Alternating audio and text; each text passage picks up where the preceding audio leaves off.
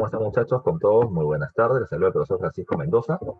Tenemos hoy día, ¿qué día estamos? Estamos viernes 2 de julio, una nueva clase del curso de Historia del Perú, acá en nuestra querida Academia APU. Y esta semana tenemos que hacer una de las consecuencias de los temas, o del tema que hicimos en la clase anterior. En la clase anterior vimos el proceso de las reformas borbónicas, ¿ya? Y hay que recordar un poquito de ese tema que ha venido mucho en preguntas de examen de admisión para poder trabajar la clase de hoy. Vamos a circunscribirnos no a todas las reformas, ¿ya? Pero sí a las reformas que van a afectar directamente a los indígenas o que van a estar ligadas a las rebeliones que se van a producir por parte de ellos en este periodo. Primero, la reforma de dos nuevos virreinatos. El virreinato es muy complicado para la población indígena. ¿Por qué? Porque el virreinato del Río de la Plata le va a terminar dando vida, ¿ya? O va a terminar creándose en base a los territorios actuales de Argentina, Uruguay, Paraguay y Bolivia. Y ese terminaba siendo un problema.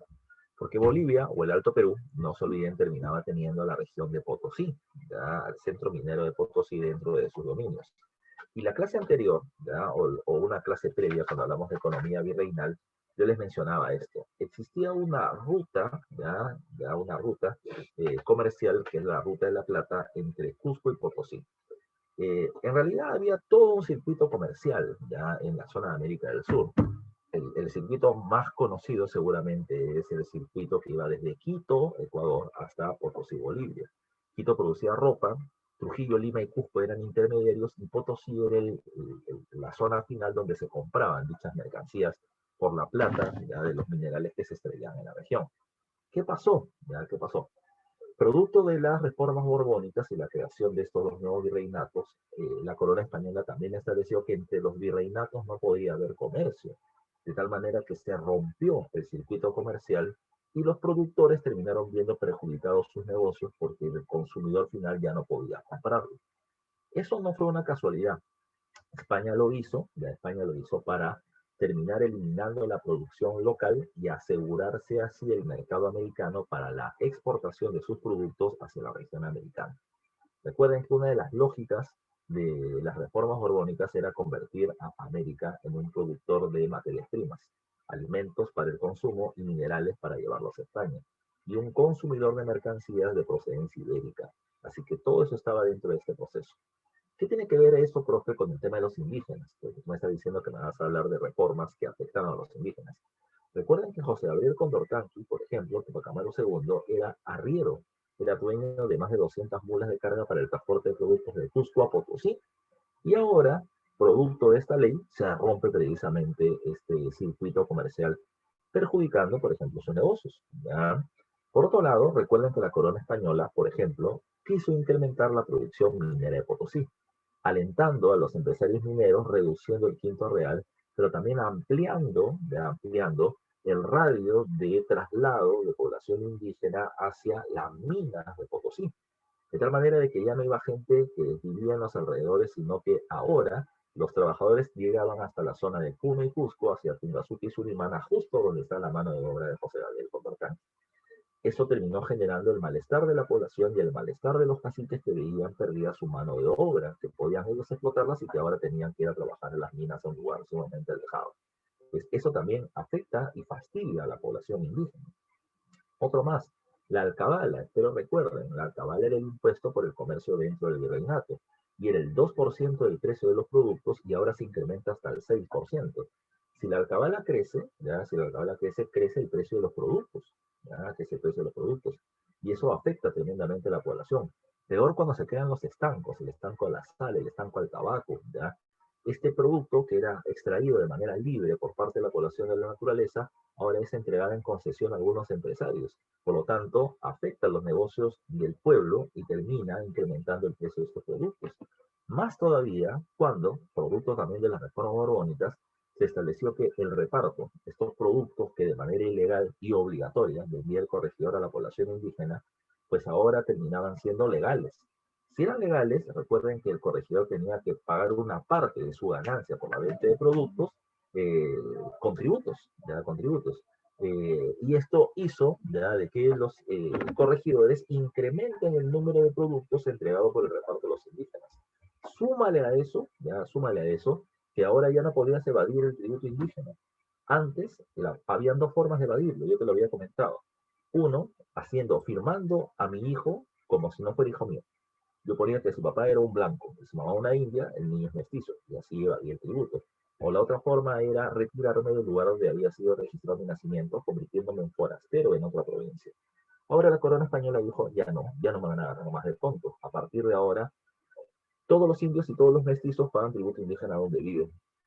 Y de esa manera, la población indígena no solamente tiene que pagar mucho más por reparto, sino que además tiene que pagar el tributo indígena que habían evadido por mucho tiempo. 80% de los indígenas no pagaban tributo y ahora sí lo van a tener que hacer. Todo esto, repito, mezclado más otros elementos, terminó generando una tremenda presión económica contra la población y una desazón con respecto al gobierno virreinal. Y esto va a terminar siendo las motivaciones principales para las múltiples rebeliones y levantamientos que van a terminar teniendo los indígenas en el siglo XVIII, ya en el siglo XVIII. Precisamente, como consecuencia de las reformas borbónicas, vamos a terminar encontrando las llamadas rebeliones indígenas. Y una consecuencia también es las rebeliones criollas. Pero las rebeliones criollas no las vamos a tocar hoy, porque la vamos a terminar tocando en la próxima clase. ¿Ya? Entonces, vamos a ver el tema ahorita de las llamadas rebeliones indígenas del siglo XVIII, ¿ya? Que repito, que estoy dando por qué se consideran las reformas borbónicas como su principal causal. Y acá le estoy poniendo precisamente una primera diapositiva. Vamos a trabajar pocas, porque el tema se puede extender como lo puedo terminar haciendo muy rápidamente, pero vamos a extenderlo y explicarlo lo más que se pueda. Cuando hablamos de las rebeliones indígenas, ¿ya?, del siglo XVIII, hay que tomar en cuenta ciertos aspectos. Primero veamos el tema del nombre de lo que está pasando, ¿ya? El nombre de lo que está pasando. ¿Qué está pasando? Hay rebeliones, hay levantamientos, hay insurrecciones, porque, por ejemplo, estás poniendo tres cosas diferentes, todas las de rebeliones, y el título me dice insurrecciones andinas, y abajito en el concepto me dice levantamientos. Entonces, ¿qué cosa es lo que hubo realmente, profesor? Mira, de manera general se habla de rebeliones, pero lo que en realidad terminó sucediendo fueron simplemente levantamientos, unos más violentos que otros. Unos, ya, dos o tres pueden ser llamados rebeliones, pero la mayoría fueron solamente levantamientos populares de la población indígena, ya, producto del incremento del abuso de la explotación sobre ellos. ¿Por qué digo incremento del abuso y de la explotación sobre ellos? Porque hay que tomar en cuenta que los indígenas desde el proceso de invasión española terminaron siendo explotados. ¿Ya? Siempre hubo abuso y explotación sobre ellos. ¿Pero por qué? ¿Ya? ¿Pero por qué no hubo muchos levantamientos en épocas anteriores? Si queremos hacer un promedio, en el siglo XVI el número de levantamientos indígenas contra la corona española son un promedio de 12. En el siglo XVII es lo más bajo, hay un promedio de 5. Y en el siglo XVIII las rebeliones se levantan a 120 levantamientos documentados. Y según los principales investigadores de esta época, como la doctora Scarlett O'Phelan, pues si fueron 120 levantamientos documentados, pudieron haber llegado fácilmente a 180. 180 rebeliones entre 1720 y 1780 entre Perú y Bolivia, entre la zona de la costa y la sierra. En promedio, tres levantamientos por año, ¿ya? Y eso terminaba siendo un número muy grande, insisto, en comparación a periodos anteriores. La pregunta es, ¿por qué en ese periodo hay tantos levantamientos y no en épocas previas? Insisto, explotación siempre hubo, simplemente que con las rebeliones indígenas la explotación se agudizó, se incrementó, se hizo más abusiva, y por eso es que las reacciones también van a terminar siendo más graves. Esto también lo hemos visto en clases anteriores, y te explico, dice acá. Se producen los levantamientos por el incremento de la explotación de la población indígena y el alza de las cargas fiscales. ¿Qué son las cargas fiscales? Es el tema de los impuestos. La inmensa mayoría de las rebeliones, por eso les pongo por acá, que en su mayoría estas rebeliones son antifiscales o antitributarias. Insisto, a la gente le molesta cuando le chocan el bolsillo. A la gente le molesta. ¿Qué le molesta? Me molesta que me suban el precio del arroz, me molesta que me suban el precio del pan, me molesta que me suban el precio del pollo. O sea, me molesta que me suban el precio de los productos básicos con el cual la gente termina sobreviviendo. ¿Ya? Uy, ya. Gol de Suiza para quien interesa. Entonces, se termina produciendo esta situación en particular. Ante la presión tributaria, ante el hecho que la gente ve afectado su bolsillo, la gente se va a molestar, ¿ya? Pero la pregunta es, ¿Contra quién me molesto? O sea, lo que a mí me molesta es el alza de los impuestos, pero ¿contra quién me molesto? Si estamos hablando de esta época del virreinato, me molesto contra el rey. Sí, pero el rey está en España, entonces no le puedo exponer mi molestia. Profe, te puedes molestar contra el virrey, entonces sí, pero el virrey está en Lima y yo termino viviendo en Cotabamba, yo termino viviendo en Hualgayoc, termino viviendo en, este, no sé, termino viviendo en Milagro o en Huancané, Puno. ¿Cómo hago para terminar reclamándole al virrey que está aquí en Lima? ¿Ya? Entonces, la gente se va a terminar molestando contra aquel funcionario que termine siendo el rostro del gobierno y que termine siendo el que me cobra los impuestos. Te pregunto yo, lo sabes porque lo hemos visto en clase, ¿quiénes son los funcionarios del gobierno colonial, ya colonial, que recaudan los tributos en las diferentes provincias? ¿Ya? ¿Quién tenía esa función? A ver, dime tú. Ya, a ver, dime tú. Una pregunta así de repaso de lo que hemos estado haciendo anteriormente. ¿Quién es el funcionario del gobierno virreinal que termina cobrando los impuestos en las provincias? Habla, habla, o abre tu micro o escribe en el chat. A ver, ahí tenemos una respuesta. Somos 33 en sala, deberían haber más de una respuesta, pero una persona se ha lanzado. Y me están diciendo, profe, los oidores. No, los oidores recuerden que son los jueces en las audiencias.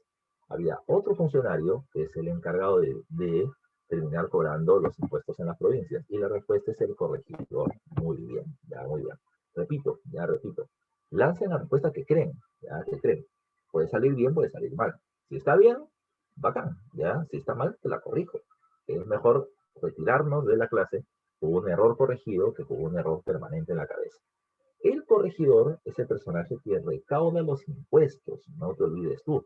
Y la gente sabe que cada vez que viene el corregidor, mi bolsillo se va a terminar viendo afectado. Por eso, ya por eso es que la mayoría de estos levantamientos terminan siendo, repito, contra los impuestos que vienen creciendo y contra el que cobra los impuestos que termina siendo el corregidor. El corregidor.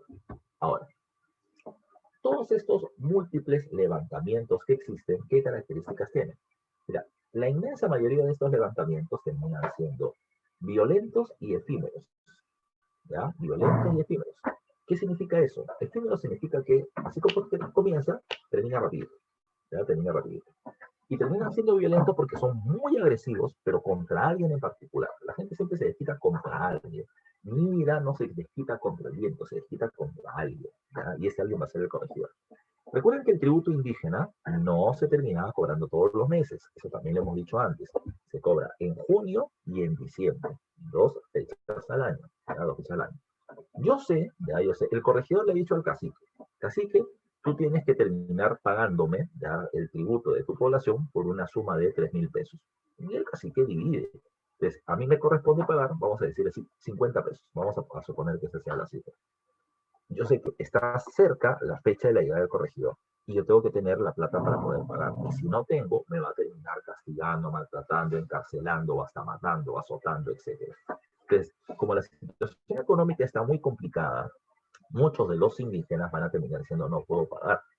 Y sé que si el corregidor entra, me va a terminar maltratando y golpeando. Entonces, ¿qué es lo que pasó? En contra de esta presión fiscal, mucha población que lo que hacía, se ponía en la puerta de entrada hacia el corregimiento y recibían al corregidor a piedrones, ¿ya? A piedrones. En varios casos, este recibimiento a piedrones mataba al corregidor. En muchos casos, los corregidores terminaban dándose media vuelta y se iban porque querían mantener, evidentemente, su vida. Pero tomen en cuenta que producto de esto, la población indígena, ¿qué es lo que lograba? Lograba por lo menos no pagar el tributo ahorita. El tributo que tenían que pagar en junio no lo pagaba. Y pagaba el próximo en diciembre. Y estos eran los levantamientos. Eran muy violentos contra la presencia del corregidor y además de eso eran antifiscales porque era contra los impuestos que él venía a cobrar. Pero así como eran muy violentos, terminaban apagándose al tope, porque solamente eran por cuestiones tributarias. ¿Ya? Así son la inmensa mayoría de los levantamientos. ¿Ya?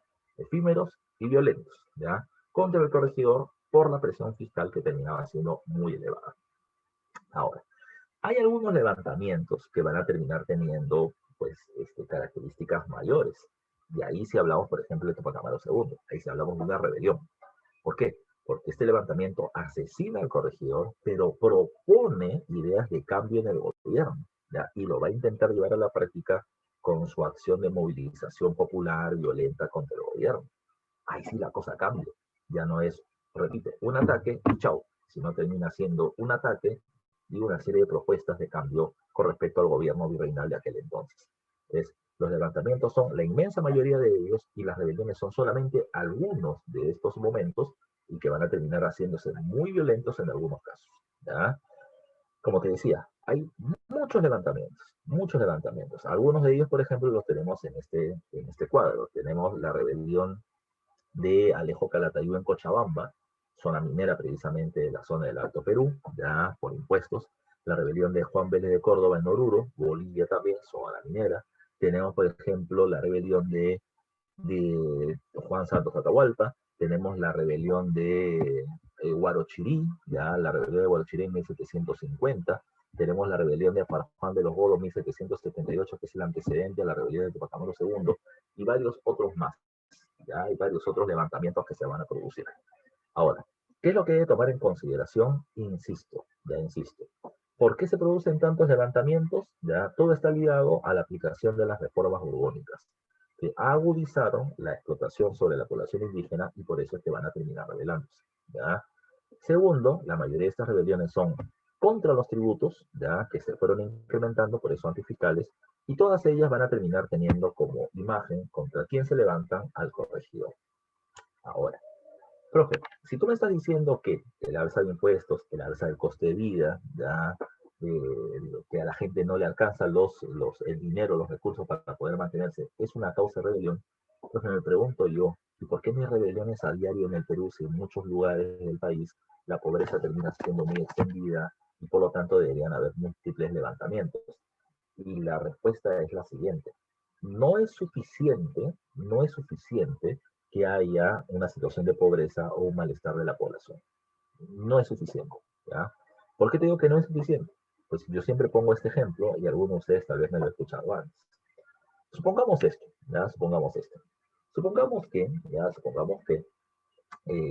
yo estoy dando mi clase, ustedes están atentos, están respondiendo, yo estoy explicando cómo creo que se me entiende, ¿ya? Como creo que se me entiende.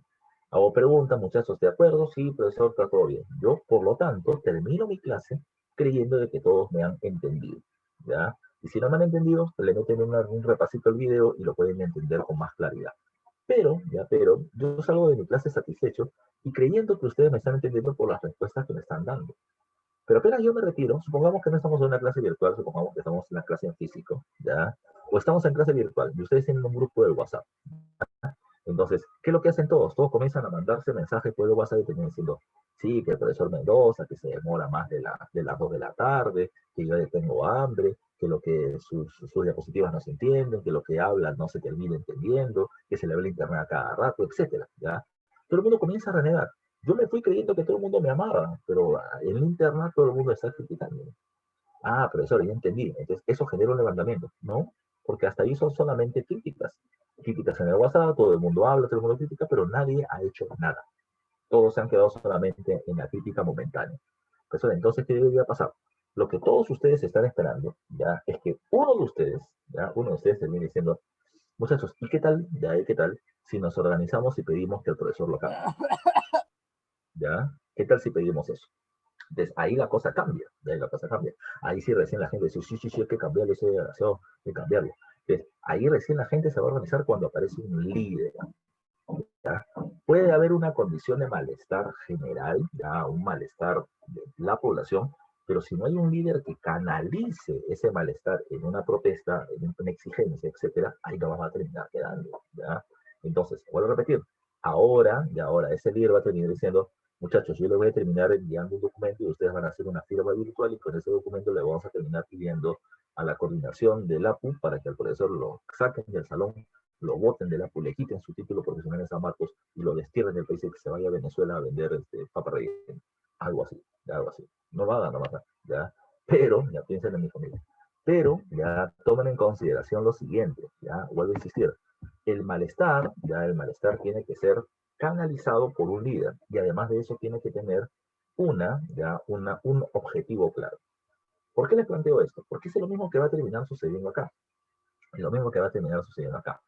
Los levantamientos son momentáneos, ¿ya? Los levantamientos son momentáneos, pero los levantamientos más fuertes, las rebeliones van a terminar teniendo líderes que van a utilizar ciertos elementos. Por ejemplo, ¿ya? Por ejemplo, estoy poniendo acá, en este cuadro de resumen de las causas de las rebeliones indígenas, la influencia de los comentarios reales de los incas. Recuerden que ese texto, ¿ya? Es una crónica escrita por el Inca Garcilaso de la Vega, ¿ya? Mestizo, hijo de español y de mujer de la nobleza incaica, que terminó yéndose a España para terminar reclamando ¿cómo se llama? Se me da el nombrecito, cuando reclamas un recurso de tus padres fallecidos, un testamento, ya para reclamar precisamente una herencia del testamento de su padre, y se quedó en España, ya se quedó en España como traductor de obras del griego y el latín al castellano. Terminó siendo un hombre, pero quiso tener más renombre y por eso terminó escribiendo una obra ligada al Tahuantinsuyo, argumentando de que él sí conocía lo que había pasado porque él es descendiente de los incas y había vivido precisamente en Panaca o en familia real y que había visto muchas cosas. Garcilaso de la Vega hace una obra apologética, así se le reconoce. Es decir, él hace una apología al Tahuantinsuyo, estableciendo de que en el Tahuantinsuyo todo era feliz, ya todo era feliz. Garcilaso de la Vega termina planteando de que la gente trabajaba las tierras del Inca cantando y bailando, ya cantando y bailando, eran felices, que no había mendigos, que no había hambre, y si faltaba comida, el Inca abría sus colcas, sus almacenes y repartía alimentos entre la población. Ahora, ¿por qué es importante este texto? ¿Ya? ¿Por qué es importante este texto? No porque todo lo que haya dicho allí sucedía exactamente, pero lo importante es el momento, ¿ya? Es el contexto. Ese libro es del siglo XVI, de los años 1500, pero en esta época del siglo XVIII, cuando se están produciendo este incremento de los abusos tributarios sobre la población indígena, este texto va a comenzar a ser revalorado, o sea, va a comenzar nuevamente a ser difundido y comienza a ser difundido entre la población. ¿Ya? La gente que sabe o no sabe leer y escribir, o por lo menos escucha, comienza a escuchar lo siguiente. En el Tahuantinsuyo todo estaba bien. Los indígenas estábamos bien, ¿ya? Trabajábamos y nos alimentábamos, y si nos faltaba, el Inca nos protegía. Entonces, ante eso surge una pregunta. ¿Y por qué en el Tahuantinsuyo estábamos tan bien y en el virreinato estamos tan mal? ¿Ya? Tan mal. Esa termina siendo la gran consulta de la época, porque antes estábamos tan bien y ahora estamos tan mal. Esa termina siendo la gran duda, ¿ya? La gran duda. Entonces, ante esa situación sucedió lo siguiente, ¿ya? Sucedió lo siguiente. Eh, Ante esto, la gente va a comenzar a plantear el objetivo, y el objetivo es restaurar el Tahuantinsuyo, volver a vivir en un imperio de los incas, donde los indígenas que están en condición de abuso ahora sean precisamente beneficiados en un gobierno autónomo. Eso es lo que se comienza a difundir. Pero ¿cómo podríamos hablar de un gobierno incaico si ya no hay inca? ¿Ya? Si ya no hay inca. Es ahí donde aparecen los líderes. Muchos de los líderes de estos levantamientos y rebeliones se van a terminar autoproclamando o descendientes de los incas o reencarnación de los incas. La reencarnación de los incas. Por ejemplo, Juan Santos Atahualpa se hace llamar Apu Inca Huayna Capa, reencarnación del Inca Atahualpa o del Inca Huayna Capa, y además se va a terminar haciendo llamar la segunda venida de Jesucristo a la tierra. Más loco todavía. José Gabriel Condorcanqui se hace llamar Tupac Amaru II, el Incarri, ya el Incarri. De tal manera de que se comienzan a utilizar ese tipo de términos. Ahora, ten cuidado, no cualquiera lo podría decir. Ellos terminan siendo indios nobles, de tal manera que los líderes de estos levantamientos no son de origen popular, son indios nobles o caciques que van a terminar utilizando un argumento mesiánico. ¿Ya? Por eso le pongo acá en este cuadro el mesianismo. Recuerden que el mesianismo viene de Mesías, ya viene de Mesías. Y los mesías, ya, y los mesías terminan siendo ¿qué cosa? Los mesías terminan siendo aquellas personas que, según la población de la cual ellos provienen, son enviados por los dioses para poder ya defender los intereses, ya para poder sacar de la miseria y del abuso de la explotación a su pueblo. Entonces, el mesianismo va a ser muy utilizado.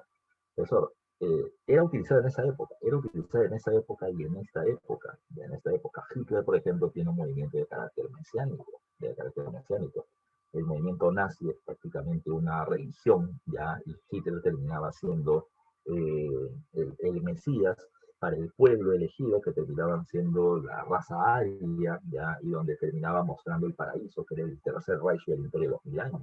Hay todo un argumento religioso, ¿ya? Para este proceso. Entonces, insisto, muchos de estos líderes van a terminar utilizando mucho de este discurso religioso, religioso cristiano, religioso andino, ¿ya? Para poder sustentar y justificar el porqué de su rebelión y por qué debe tener más seguidores. Insisto, el abuso, la explotación del corregidor, los tremendos impuestos de esta época, ya van a terminar generando levantamientos canalizados por caciques bajo la idea de restituir el Tahuantinsuyo con ellos como líderes, ¿ya? ¿Por qué con ellos? Porque ellos se hacían proclamar, repito, o descendientes o reencarnaciones de los incas gobernantes. No te olvides esto, ya no te olvides esto. Ahora, ahora. Cuando hablamos de estos, hay que tomar en cuenta algunas de las rebeliones más importantes de la época. Insisto, levantamientos muchos, levantamientos muchos. Rebeliones poquitas, rebeliones poquitas. Siempre se terminan resaltando dos de estos levantamientos como rebeliones organizadas y muy fuertes. Una de ellas termina siendo la rebelión de Juan Santos Atahualpa. Juan Santos Atahualpa.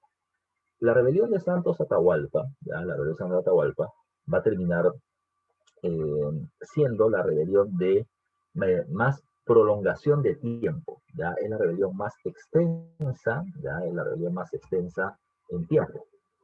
Algunos autores plantean de que esta comienza en 1741, otros en 1742, y varios autores entran en discrepancia de cuándo culmina. Algunos hablan de 1752, otros de 1755, pero no importa los años. San Marcos no te va a terminar preguntando, dígame usted en qué año comenzó. ¿Ya? Lo que te podrían preguntar es, de las diferentes rebeliones indígenas que se conocen, ¿cuál es la de mayor tiempo de duración existente? Y la respuesta sería la rebelión de Juan Santos Atahualpa. Cosa con la que yo discrepo, ¿ya? Y te voy a ir explicando por qué. ¿Ya? ¿Por qué? A ver, primera pregunta, lo que sí ha sido pregunta de examen de admisión. ¿Dónde se produce la rebelión, ya, la rebelión de Juan Santos Atahualpa? ¿Ya? ¿Dónde? Aquí está precisamente con esta pregunta. Y la respuesta es que esta se va a producir en la zona de la selva central, ya, en la selva central. Específicamente, pregunta de la presa Marcos, la rebelión se termina produciendo en una región llamada como el Gran Pajonal. Pero en pregunta de examen de admisión de San Marcos, la pregunta o la respuesta terminó siendo ya demasiado específica. La rebelión de San Atahualpa se produjo entre el Gran Pajonal, el Cerro de la Sal y el río Telemé. Ya un poquito más me pide coordenada, latitud y altitud para poder decir cuándo se produjo esta rebelión. Pero repito, ya ahí te estoy poniendo por saltación del cuadro. Una respuesta simple sería el Gran Pajonal, una respuesta amplia es entre el Gran Pajonal, el Cerro de la Sal y el río Telemé. Ya el río Telemé. Esto en la selva central, entre la región de la Merced y Oxapampa, ya en la zona de la selva central. La pregunta es, ya sabemos dónde. Recuerden que cuando hablamos de historia, ya la historia necesita dos elementos para poder trabajar: contexto y proceso. El contexto es el dónde, el cuándo y cuáles eran las condiciones de la época. Ya sabemos el dónde: selva central, entre el Gran Pajonal, el río de la Sal, y el Cerro de la Sal y el río Trené. Pero recuerden, la pregunta es el cuándo. También te lo mencioné. Entre 1742 y 1752 en promedio, una rebelión de 10 años. Ahora, la tercera pregunta básica es, ¿por qué se produce una rebelión en ese territorio?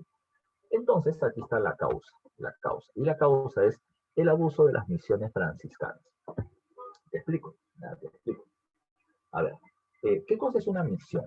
La misión termina siendo grupos religiosos que se terminan yendo a lugares alejados a poder difundir su fe. Ya, su fe. En el caso de la orden religiosa de los franciscanos, ellos destacaron porque difundieron su fe en la zona de la selva central, que es precisamente el lugar donde se va a producir este levantamiento. ¿Qué cosas hacen los franciscanos para que se generen levantamientos? Mira, dos cosas. Uno desde el punto de vista cultural, ¿ya? Y otro desde el punto de vista, laboral. Desde el punto de vista cultural, la presencia de los sacerdotes católicos es bien difícil. Es bien difícil.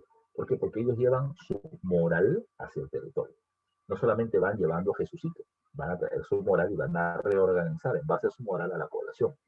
Los franciscanos van a terminar diciendo, por ejemplo, ustedes no pueden andar desnudos, ¿ya? Ni varones ni mujeres, y sobre todo las mujeres, porque generan la lascivia, el pensamiento del pecado en la cabeza del varón. Así que hombres y mujeres que antes andaban desnudos en la selva van a terminar estando vestidos por completo. Muchos de estos pueblos de la zona de la selva terminaban siendo nómadas o seminómadas. O sea, o se movían de un lugar a otro, ya, o terminaban viviendo algún tiempo en un lugar donde habían recursos para poder sobrevivir y luego se mudaban a otro durante algún tiempo. Eso ya no se puede hacer. Como los sacerdotes no se van a mudar con ellos, entonces obligaron a la población a hacerse sedentaria. Ya, sedentaria. Tercero, la gente terminaba siendo muy promiscua, sería una palabra adecuada. O sea, no había el concepto de una pareja, el concepto de matrimonio, de yo estoy unido a esta mujer y esta mujer unida a este hombre y solamente ellos van a terminar teniendo una vida común. No, no, no, acá yo estaba con con varias parejas, ya, con varias parejas, que podrían ser parejas solamente sexuales. Pero la cuestión es que eso era normal dentro de su propia vida y ahora no, la Iglesia Católica dice eso no está bien, eso no está bien. Solamente se puede tener una pareja y el sexo no es recreativo, o sea, no es por placer, es reproductivo, porque voy a tener un hijo, ¿ya? Y así se van rompiendo medidas precisamente en que la población estaba acostumbrada a vivir. Los caciques, los líderes nativos que tenían varias esposas, que era una muestra de su poder, pues ahora no pueden tenerla, pueden tener solamente una. Profe, me estoy entendiendo, pues, lo que me quiere decir es que producto de estas exigencias, la población indígena se revela. No, este es uno de los malestares, pero el mayor malestar viene por otro lado, por el tema laboral. A ver, estas misiones eran autosustentables, es decir, tenían que generar sus propios ingresos ya económicos para poder sostenerse en el paso del tiempo. Pues, ¿cómo podrían obtener dinero? La respuesta era la siguiente. Los sacerdotes organizaban a la población indígena y los hacían trabajar. ¿En qué podrían hacer trabajar en la selva? Bueno, en la selva hay un montón de árboles y estos árboles de la selva tienen madera de buena calidad. ¿Qué es lo que hacían? Talaban los árboles y con la madera terminaban haciendo muebles. Y estos muebles los sacerdotes franciscanos los vendían. Como eran de buena madera, de buena calidad, de buen acabado, entonces los franciscanos los vendían por buen precio y ganaban buena plata. Y como ganaban buena plata, ahora ¿qué hacían? Los explotaban para que produzcan más. Si a eso le sumas ya la explotación de criollos y de algunos ingleses por la extracción de la sal de la zona, precisamente el Cerro de la Sal que te había comentado, pero también va a terminar generando una explotación laboral que fue muy fuerte, ya que fue muy fuerte. Antes que se revele Juan Santos Atahualpa en 1742, casi 20 años atrás se había producido un levantamiento de las mismas condiciones, dirigido por los hermanos Fernando e Ignacio Torote entre 1724 y 1727 contra los mismos franciscanos. Aunque esta rebelión ya terminó teniendo un tiempo importante de levantamiento, terminaron siendo derrotados. Pero la rebelión de Atahualpa va a terminar teniendo otras peculiaridades. ¿Quién es Santos Atahualpa? Ese es otro tema de discusión.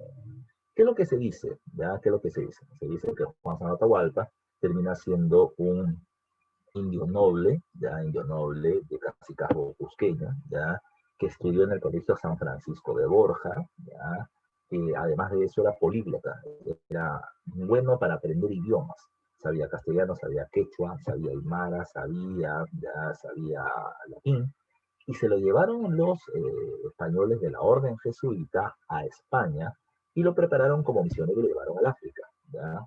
Porque ya que él aprendía rápidamente idiomas, podía ayudar como misionero en la región. Lo que también se dice, se supone, que mientras que él estuvo en África vio el abuso sobre la población africana y cuando llegó por acá vio el abuso sobre estos diferentes pueblos amazónicos y terminó organizándolos para rebelarse por el abuso en su contra. Ese es un argumento, es un argumento. Ahora, hay que tomar en cuenta que estudios de varios investigadores ahora dicen, oye, aguanta, pero no hay ningún documento, ya no hay ningún documento de Juan Santos Atahualpa como estudiante del Colegio San Francisco de Borja, ningún documento de salida, ya de salida por el Tribunal del Consulado de él desde el Perú o de acceso de él a España en Sevilla, de ningún tipo. Entonces, no hay algún rastro real de él. Se conoce lo que se habla, ¿ya? Pero no hay documentación formal que pueda mencionarse sobre Santo Atahualpa. Es todo un caso, ¿ya? La cuestión está, ya, la cuestión está en que sobre él también se ha hablado, se mitifica mucho. Se menciona que el día que él entra a la selva, ya para terminar organizando esta rebelión, hubieron rayos, truenos y relámpagos en el aire, que mostraban precisamente la grandeza de este líder que venía entrando. Si tú ves acá la imagen ya de esta rebelión, ya esta supuesta imagen de la rebelión de los pueblos amazónicos contra los sacerdotes, te vas a dar cuenta que él termina teniendo un mayor tamaño, una mayor talla que todos los amazónicos o todos los chunchos de la zona. ¿Ya? Es como que él es más fuerte, más poderoso, etcétera. ¿Ya? Por eso que se habla mucho de que su rebelión termina teniendo un carácter mesiánico. Él se hace llamar Apuinca Huayna Cápac, la resurrección de Huayna Cápac, y además la segunda venida de Jesucristo a la tierra, como yo le decía hace un rato. ¿Quién se revela con él? Un montón de pueblos amazónicos abusados precisamente por las misiones franciscanas. Están los campas, están los conigos, los chipigos, los huitotos, los huitotos, y a todos estos pueblos de la selva se llaman chunchos, y ellos están precisamente con esta rebelión. ¿Qué pasó? ¿Ya qué pasó? ¿Cómo comienza su rebelión? Bueno, estas tribus amazónicas aliadas y encabezadas por parte de Santo Atahualpa van a terminar atacando las misiones de los franciscanos. Las atacan, golpean a varios de ellos, hasta muertos hay, y las saquean. Se obtienen sus recursos y se escapan, Cuando de eso se entera el gobierno colonial en Lima, termina enviando tropas para poder acabar con esta rebelión. El problema estaba ya en el entorno geográfico. El Gran Pajonal es una zona de selva tupida, muchos árboles, mucha vegetación de difícil acceso. Los españoles se han manejado como tropas entre la costa y la sierra, pero no en ese tipo de lugares. Cuando entran al Gran Pajonal, lo que van a terminar recibiendo son flechas por acá, lanzas por acá, dardos por acá, porque los indígenas conocen su entorno geográfico, se pueden camuflar entre ellos, comenzaron los ataques. Entonces, las mismas tropas españolas, después de varios intentos de acceder al Gran Pajonal y darse cuenta que no lo iban a poder hacer, llegaron a la siguiente conclusión. Si yo no puedo entrar a atacarlos y derrotarlos, entonces tampoco voy a terminar permitiendo que ellos salgan. Lo que entendieron, por lo tanto, las tropas realistas, las tropas de la corona, es que hay que rodear y limitar ya la expansión de esta rebelión. Que lo que hicieron los españoles terminaron poniendo bases militares en los alrededores de la zona del Gran Pajonal para evitar que la rebelión se expanda. Por eso les pongo acá, les pongo acá. Se establecen victorias militares sobre las fuerzas realistas por el uso de guerrillas y el mejor conocimiento del terreno. Y esta rebelión no amenazó nunca al gobierno virreinal, porque, insisto, las tropas realistas muy rápidamente lo único que hicieron fue limitar el crecimiento de esta rebelión, rodeándolas con bases militares. Entonces, yo no puedo entrar, tú no podrás salir. Esta terminó siendo la característica de la época. Ahora, eh, ¿por qué decimos que la rebelión dura prácticamente 10 años? Es ahí donde yo les explico otra cosa. Lo que pasa es que en la década de 1950, 1960, 1970, los historiadores y los antropólogos terminaban viendo en las movilizaciones sociales grandes protestas. Grandes protestas. Todo iba a favor de la revolución, del cambio social, del desarrollo del pueblo, etc. ¿Ya?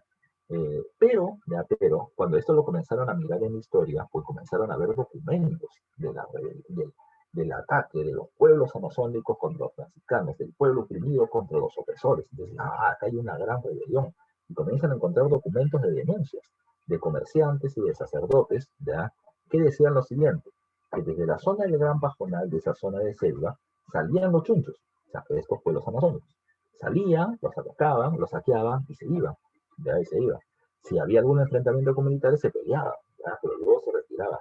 Entonces, los historiadores, repito, comenzaron a decir, mira, si yo sigo todas estas denuncias, mes por mes y año por año, durante 10 años encontramos este tipo de denuncias. Por lo tanto, fue una rebelión que duró todo ese tiempo. Profe, me parece que no está muy de acuerdo, no estoy para nada de acuerdo. Todo lo que estaba sucediendo en realidad solamente terminaban siendo saqueos, no terminaban siendo una rebelión prolongada, eran solamente saqueos, eran protestas por recursos, ¿ya? Por recursos. Pero se ha puesto como si fuera una rebelión de muchísimo tiempo, ¿ya? De muchísimo tiempo, ¿ya? Ahora, cuando hablamos de este levantamiento, insisto, profesor, entonces, ¿en qué momento acabó? Bueno, según los investigadores de la época van a decir, bueno, hasta 1752 yo encuentro documentos, ¿ya? De ataques. Por lo tanto, hasta ahí terminó existiendo el levantamiento. Y luego no sabemos qué pasó. Por eso se suele mencionar esto, que esta rebelión de Santa Atahualpa no fue derrotada en una batalla en específico, ¿ya? Sino que esta rebelión va a terminar diluyéndose en el tiempo, ¿ya? Diluyéndose en el tiempo. En algún momento desapareció, dejó de revelarse. ¿Qué pasó con Santa Atahualpa? No sabemos, ya no sabemos. Algunas versiones dicen que él simplemente falleció, otras versiones dicen que se enfrentó a los líderes de estos pueblos nativos amazónicos, y lo terminaron asesinando, y otros simplemente que, como era la segunda venida de Jesucristo a la tierra, terminó siendo elevado al cielo y está sentado a la derecha de Dios Padre Todopoderoso. Todo ese floro, para repito, un levantamiento prolongado, que supuestamente es una rebelión de 10 años, ya, de los pueblos amazónicos contra los sacerdotes franciscanos. Repito, ¿qué avenida pregunta examen? ¿Dónde se produce la rebelión? Entre el Gran Pajonal, el Cerro de la Sal y el Río Pereno. Punto. ¿Ya? Punto. Hay muchos mitos sobre este levantamiento. ¿Ya? Ahora, ¿qué más hay que tomar en cuenta? Si de este levantamiento hay mucha mitificación, de este se sabe un poco más. ¿Ya? La rebelión de José Gabriel Condorcanqui Noguera, ¿ya? Túpac Amaru II. ¿Qué sabemos? ¿Qué podemos decir de él? Pues bueno, hay varias cosas a mencionar de José Gabriel. Así que vamos a comenzar a trabajar, ¿ya? Porque este tema también termina siendo prolongado. Causas de la rebelión de Túpac Amaru, ¿ya? Causas de la rebelión de Túpac Amaru múltiples, ¿ya? Múltiples.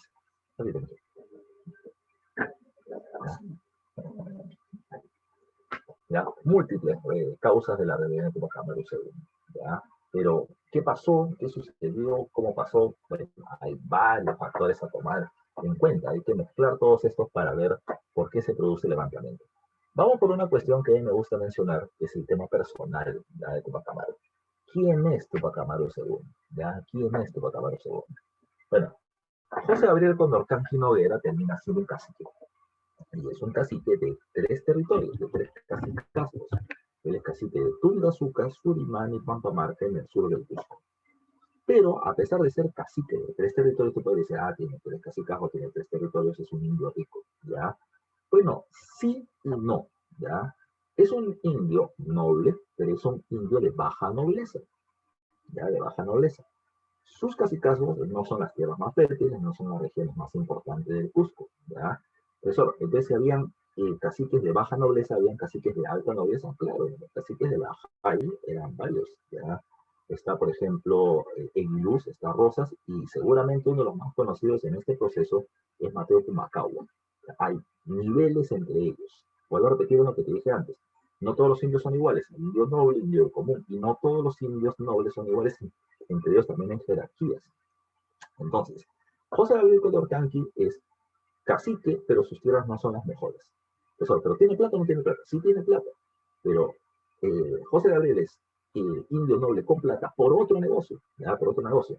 Él hace 2 cosas. Él es prestamista, ¿ya? Tiene plata, presta plata, y es usurero, cobra intereses, es un negocio. Pero su negocio más rentable es que él termina siendo un arriero. Él es dueño de mulas de transporte, ¿ya? De carga, ¿ya? De carga, que terminaban cubriendo la ruta Cusco-Potosí, ¿ya? Este tramo final de esta ruta comercial tan importante que había en el virreinato. ¿Qué pasó? Ahí estaba su dinero, ahí estaba su fuente de ingresos. ¿Qué pasó? Ese negocio se perjudica. ¿Por qué se perjudica? Número 1, ya, porque de acuerdo a las reformas borbónicas, los indios antes no pagaban alcabala, impuesto por comercio interno, y ahora sí lo pagan. Ya, y ahora sí lo pagan. Ahí comienza su problema. ¿Ya? ¿Por qué? Porque tiene que pagar impuestos que antes no pagaba y sus ganancias comienzan a reducirse. O sea, Gabriel no hace ese problema. Paga los impuestos. Ya, paga los impuestos.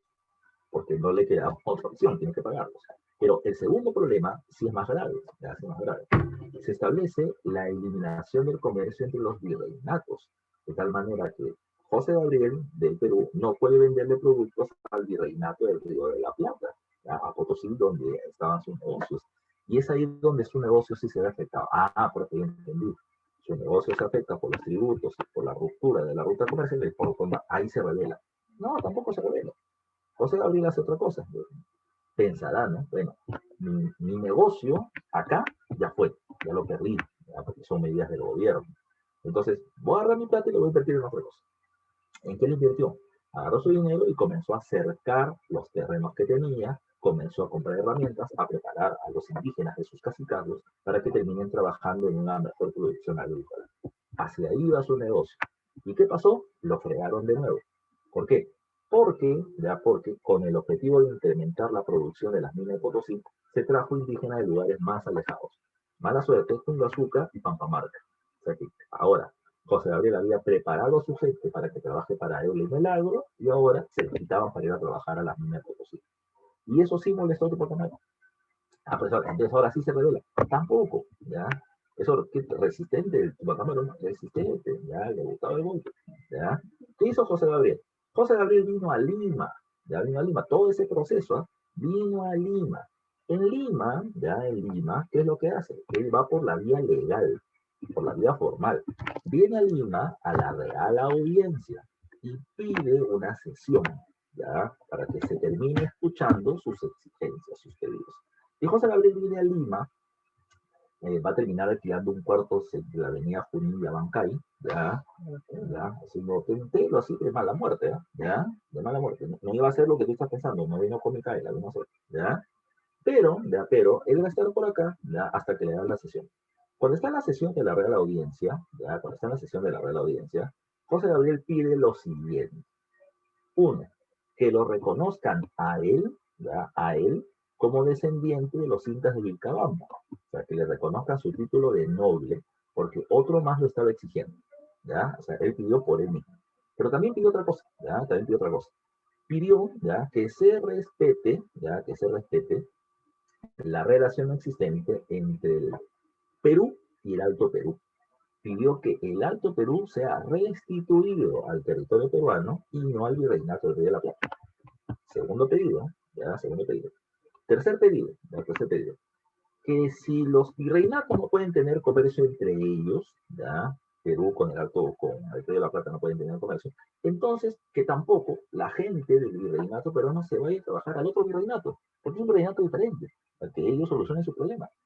Ahora, si te das cuenta, es lo siguiente. Cuando Tupac Amaru dice que el Alto Perú regrese al Perú, es porque lo que él está pidiendo es regrese en el territorio donde yo vendía productos porque me están perjudicando mi negocio.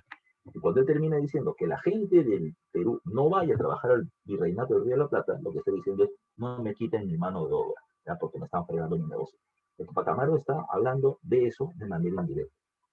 Lo otro que pide, y es muy importante, es lo siguiente, y te lo había puesto acá en un mapa hace un rato. En 1778, en 1778, te había puesto acá, Farfán de los Godos se había rebelado contra el gobierno virreinal, ¿ya? Contra el gobierno virreinal. O sea, ya había existido en Cusco un levantamiento previo indígena. Y José Gabriel Condorcanqui va a terminar mencionando que el malestar de la población indígena contra el abuso del gobierno colonial es muy elevado y se viene incrementando cada vez más. Y lo mejor para poder calmar estas protestas era que el gobierno escuche, ¿ya? Escuche las protestas de la población y termine dando solución al abuso de los corregidores para poder calmar las tensiones sociales. O sea, Gabriel pedía una audiencia, un poder judicial en el sur del Perú para terminar escuchando los reclamos de los indígenas y evitar levantamientos armados. Todo eso es lo que pidió, que le reconozcan su título, que Bolivia regrese al Perú, que la población del Perú no vaya a trabajar a otro virreinato y una audiencia. Eso es lo que pidió. Profesor, ¿y a qué le hicieron caso? A nada. ¿Ya? A nada. Y nada de lo que tenía Pinar Tupac Amaru terminó siendo aceptado. Porque también hay que tomar en cuenta algo. No era José Gabriel el primero que reclamaba eso. En el Perú, y esto lo hemos visto en la clase pasada, estaba el visitador a José Antonio Arecha, el que aplica las reformas borónicas en el Perú, que tiene tanto poder que hasta el propio Consejo de Indias ha votado al virrey Irior para darle poder a las reformas que él está haciendo. Los criollos están siendo desplazados de sus cargos y los criollos también están protestando por esta situación. Hay mucho criollo comerciante que también se ha visto perjudicado con la pérdida del territorio boliviano. Y si el, vamos a poner un nombre cualquiera, el duque, ya, el duque o el marqués de la Palata ya ha terminado reclamando y no le han hecho caso, ¿tú crees que le van a hacer caso al cacique de Tungazuca? ¿Ya? No le van a hacer caso. Pero José Gabriel terminó pasando por acá y reclamando. Se dice también, ya la gente que estudiaba este pata, ya termina mencionando que mientras él estuvo acá, tuvo contactos con gente de la Universidad de San Marcos, ¿ya? Revoltoso, como siempre, si la quieres, ¿ya? ¿Ya? Y le van a terminar dando acceso a qué? A los textos de la ilustración, a la enciclopedia. Entonces, José Gabriel, que estaba molesto contra el sistema, ¿ya? Pues ahora venía teniendo un sustento teórico, planteando, por lo tanto, un cambio en el gobierno, ¿ya? Un cambio en el gobierno. Así que Tupac Amaru, repito, se fue, ya se fue de Lima sin tener alguna respuesta positiva. Y si vino molesto ya acá, pues regresó al Cusco más molesto aún, y eso va a terminar siendo uno de los motivos de su rebelión. Se entiende todo esto que le pasó en su vida para entender también por qué se va a terminar revelando ahora. Eso está bien, pero todo lo que me has hablado es lo que le sucede a José Gabriel, ¿ya? Y por qué la gente tendría que rebelarse por él si son problemas de él. Ah, es que viene el José Gabriel político, ¿ya? Ahí viene el político. El político tiene que tener la capacidad, ya tiene que tener la capacidad de transformar el interés personal en interés público. ¿Ya? Recuerden eso. El político debe tener la capacidad de transformar el interés personal en interés público. Es decir, algo que yo quiero porque me va a beneficiar, yo tengo que hacer que la gente lo considere como algo que a él también lo va a beneficiar. No lo va a beneficiar nunca, pero yo tengo que hacerte creer que tu problema es mi problema, ¿ya? Es mi problema, ¿ya? Y eso es lo que José Gabriel va a terminar haciendo. Por eso se pone lo siguiente, cuando hablamos de las causas del rebelión Tupac Amaru II, ¿qué se pone? Explotación sobre los indígenas. Pregunta, ¿acaso José Gabriel no explotaba a sus indígenas? ¿Ya? Entonces, ¿cómo José Gabriel va a terminar consiguiendo que esa explotación sobre el indio se termine convirtiendo en el levantamiento del pueblo? ¿Ya? ¿Ya? Y la respuesta termina siendo la siguiente. José Gabriel nunca le va a decir a la gente, señores, ustedes tienen que rebelarse porque la corona española ha perjudicado mis negocios. La gente se revela que tú, ese es tu problema. Pero José Gabriel va a decir, producto de la legalización de los repartos y el incremento de la entrega de productos por parte del corregidor, nuestros bolsillos se están viendo perjudicados. Producto de las reformas borbónicas, tenemos que ir a trabajar a las minas de Potosí un mes cada 6 meses, pero además de eso tenemos que caminar una gran distancia y terminamos perjudicando nuestra producción. Así que, por lo tanto, señores, como la corona nos está perjudicando, tenemos que unirnos en una protesta contra ella. La gente dice, ah, sí, verdad, pues la corona nos está afectando. Ya no está afectando a José Gabriel, nos está afectando a todos. José Gabriel se pone como el líder, el que encabeza ya esta protesta. Y así es como va a terminar ganando seguidores. Otra cuestión a tomar en consideración, Dice acá, el tema de los tributos, ya te lo dije hace un ratito, ya van a terminar incrementándose algunos impuestos importantes. La alcabala pasa del 2 al 6%, y el indio la paga. José Gabriel se ve perjudicado. Pero recuerden que la población también, porque el precio de los productos van a terminar subiendo, ya. Aumento de los recursos primordiales. La pasada hablamos del estanco. Yo trabajo en la mina, ahora tengo que pagar más por la hoja de coca que chacho para poder tener una mayor resistencia física. Voy a tener que pagar más por el aguardiente, el alcohol que hago, que lo que consumo para tener resistencia al frío. Entonces, todo eso afecta el bolsillo de la población y José Gabriel lo canaliza en una rebelión, ¿verdad? Y sin duda la afección sobre sus negocios. Insisto, Tupac Amaru no es el primer rebelde, ya no es el primer rebelde. Es más, los investigadores de Tupac Amaru van a terminar mencionando esto. Y los levantamientos que yo te he estado mencionando, en el paso del tiempo que ha sucedido con ellos, se han ido haciendo cada vez más continuos, ¿ya? Son cada vez más cercanos un levantamiento con otro. Y además de eso, ya se van haciendo cada vez más violentos, ya más violentos. Entonces, esto es lo que está sucediendo. En el paso del tiempo, ya en el paso del tiempo, las tensiones sociales y políticas acumuladas van a terminar haciéndose más graves hasta que llega a su cenit. El punto más alto es la rebelión de Tupac Amaru.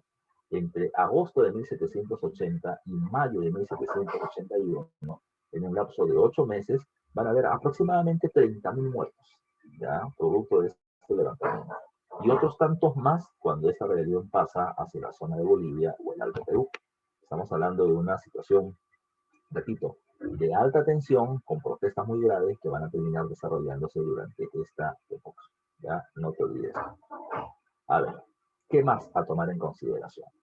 Ya sabemos las causas, los intereses personales, la movilización de Tupac Amaru de la población indígena cusqueña, producto precisamente del malestar que había también por parte de ellos por los abusos y cómo los canalizan.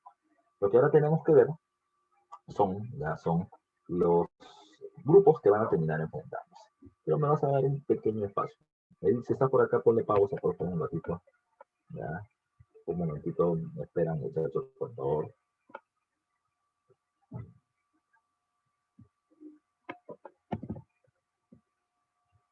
Ya, un momentito, muchachos, ¿sí? Un ratito, por favor.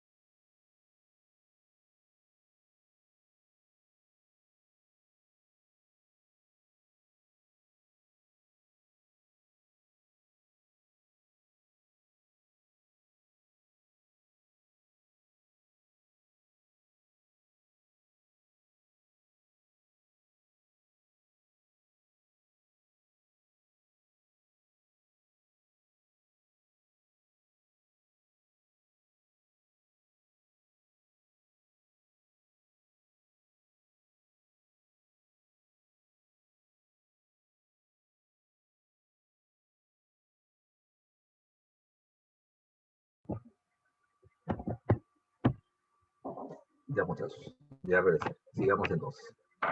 Ok, te decía, ya te decía. Eh,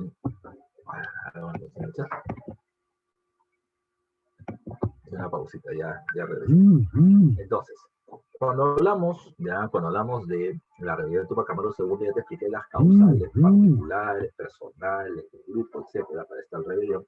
Y ahora nos vamos a meter a ver quiénes están en este levantamiento. La rebelión de Tupac Amaru en realidad no es una rebelión muy grande, insisto, él es un cacique de baja nobleza y va a terminar estando apoyado por otros caciques de la misma condición y familiares en realidad, ya que son la cúpula del levantamiento de Tupac Amaru II. No es una rebelión extensa, regional, no llega precisamente a ese nivel nunca. Cuando hablamos de quién está dentro de las tropas rebeldes de Tupac Amaru, pues lo encabezamos a él, ¿no? José Gabriel Condorcanqui, que se hace llamar Tupac Amaru II, ya veremos cómo utiliza ese argumento, y su esposa Micaela Bastida. Es interesante el juicio que le hacen a ambos, ¿ya? Y cómo Micaela Bastidas, cuando le preguntan, ¿y usted sabía de la rebelión? ¿Y usted era parte de la rebelión? ¿Usted era una lideresa de la misma? No, yo no sabía nada. Yo no sabía nada, yo paraba metido en mi casa, ¿ya? Además, yo ni le preguntaba a José Gabriel qué cosa es lo que él estaba haciendo, porque era muy violento y me podía pegar, ¿ya? Así que ella intenta zafar el cuerpo, ¿no? Para intentar proteger su vida. Pero estaba metida hasta la cabeza, ¿ya? Con la rebelión de Tupac Amaru, por si acaso. Así como estaba él, va a estar su sobrino, Diego Cristóbal, que luego va a terminar encabezando la rebelión en la zona del Alto Perú. ¿Ya? Ya estaba, por ejemplo, bueno, Juliana Paz son parte de las rebeliones en el territorio boliviano, pero está Tomasa Tito Condemaita. Este es un personaje muy particular, ya muy particular, que fue importante en esta rebelión. Ella es cacique, es una cacique, es cacique, ya. Ella es cacica de Acos y una de las principales financistas del rebelión de Tupac Amaru, y además de eso, lideresa de tropas durante el levantamiento. ¿Ya? Fue una mujer guerrera, belicosa, ya, Tomasa Tito Condemaita. Hace muchos años fue pregunta de examen de admisión ella, precisamente como parte de este levantamiento. Y hay que tomar en cuenta que estamos en este año recordando el bicentenario de la independencia, y que se habla mucho de la presencia de las mujeres, de los diferentes grupos sociales, los grupos subalternos, y Tomasa Tito Condemaita es una figura particular de este proceso de lucha, ¿ya? Repito, asesora de Tupac Amaru, persona cercana ya a esta rebelión, financista, lideresa militar, importante la figura de ella. Pero también está, por ejemplo, Juan Tambohuaxo, y Tambohuaxo termina siendo el cacique de Pisac, ya de Pisac. O sea, son diferentes pueblitos que están precisamente rebelándose en esta zona. Pisac, si no me falla la memoria, está en la zona del Valle Sagrado, y también es parte de este levantamiento que va incrementando en número, pero sobre todo por sectores populares, no por parte de los sectores de la nobleza. Ahora, eh, en el caso de las tropas españolas, estas déjamelas un ratito acá, ¿ya? Luego paso a retroceder a esta diapositiva para poder regresar a estos nombres. Entonces vamos a la rebelión.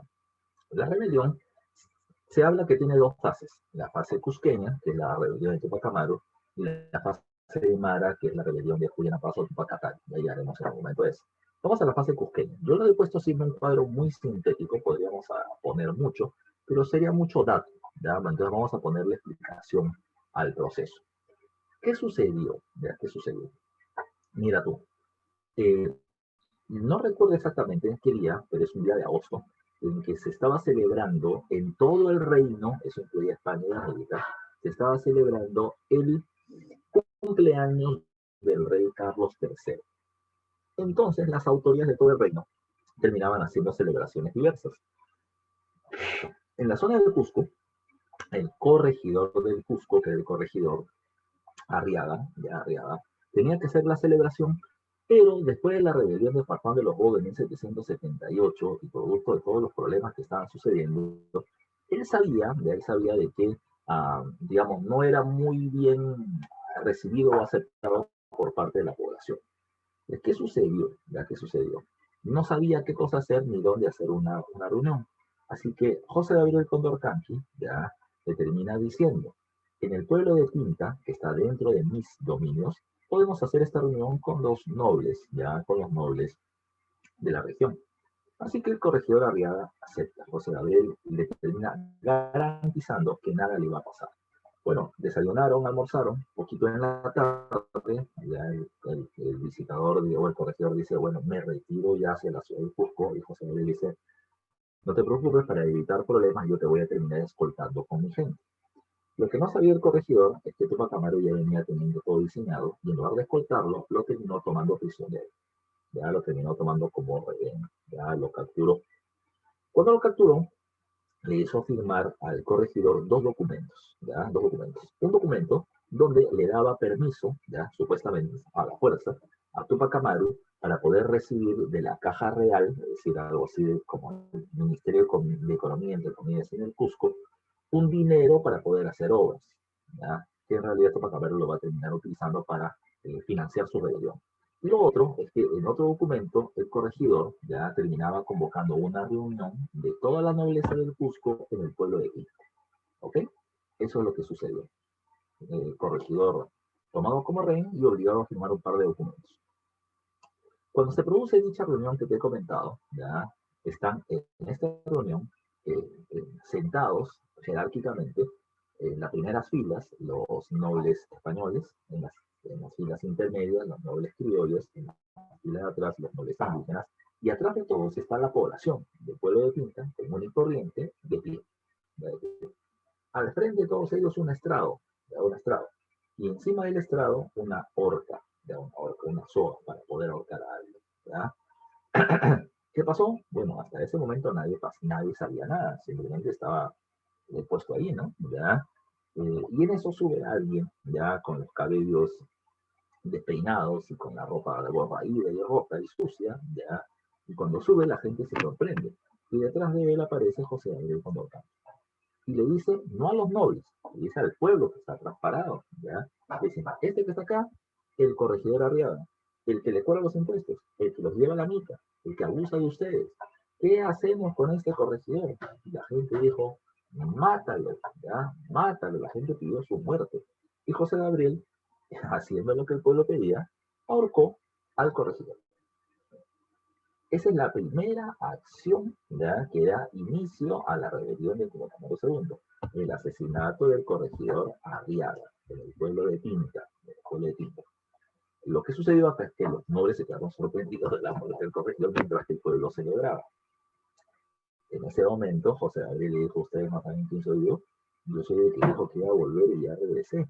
Soy Tupac Amaru II, el Incarri. La gente, el Incarri, la gente estaba pero celebrando, ya, que estaba su Mesías, ya el que los mitos decían que iba a regresar y ya regresó, acaba precisamente de materializarse frente a ellos. Ya es parte de esta forma de justificar la rebelión.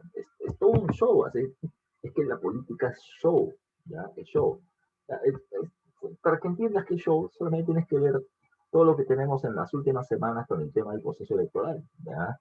Que sí, que mira que ha habido fraude, que sí, que mira las firmas, que sí, que un grupo de gente vamos a ir a la OEA a terminar rezando el documento, y que sí, que Keiko termina rezando un Padre Nuestro frente a todos. Es show, es show. O sea, la política tiene que buscar convencerte, ¿ya? Convencerte, ¿ya?